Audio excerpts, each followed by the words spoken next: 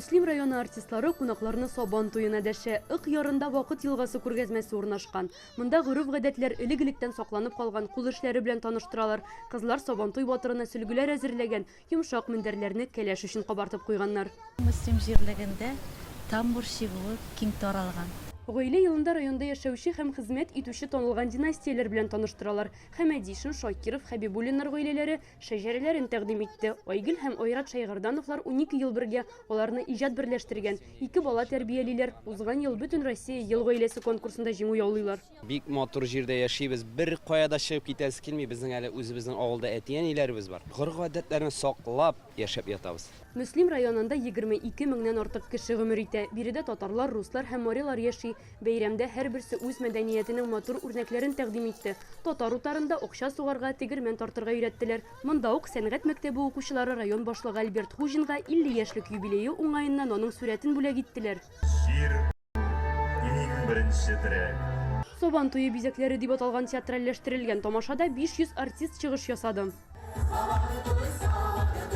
Җитәкче район халкы һәм кунакларны язгы чәчү эшләре тәмамлану белән тәбрикләде. Әйбәт кенә уңышлар белән килдек без Сабан туйга. Чәчүләрне вакытында чәчеп бетердек.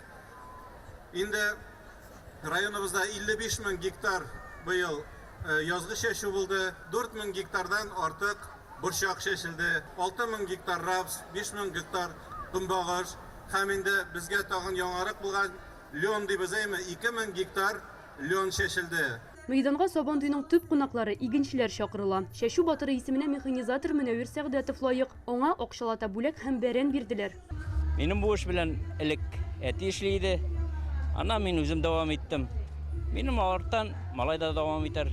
Республика рәисенең котлау сүзләрен Татмедиа агентлыгы җитәкчесе Айдар Сәлимгәрәев җиткерде. Сабан туена иҗади һәм ихлас мөхит хакимлек итә. Аның киң мәйданы ел саен яше, карты, олысы, кечесе, төрле милләт һәм дин вәкилләре өчен бергәләп аралашу, бердәмлекне тоеп, илһамлану үзәгенә әверелә. Ат чабышы Сабан туйның йөзек кашы биредә 30 дак көч сынаша. Катнашучылар Мөслим, Сарман, Азнакай районнарыннан, шулай ук Чаллыдан килүчеләр бар. Җиңүче Азнакай егете Азамат Җиһангиров аның Эммануэль кушаматлы аты иң яхшы нәтиҗә күрсәтә. Бәләкидән үк инде мине теге диләр тугач та атасында туган мала ул дип. Шуңа бәләкидән атлар өйрәтәм бөтенләй эшлим. Үзебезнең өйдә 35 атыбыз бар. Монда да эшлим 90 км йөрим мин көнгә.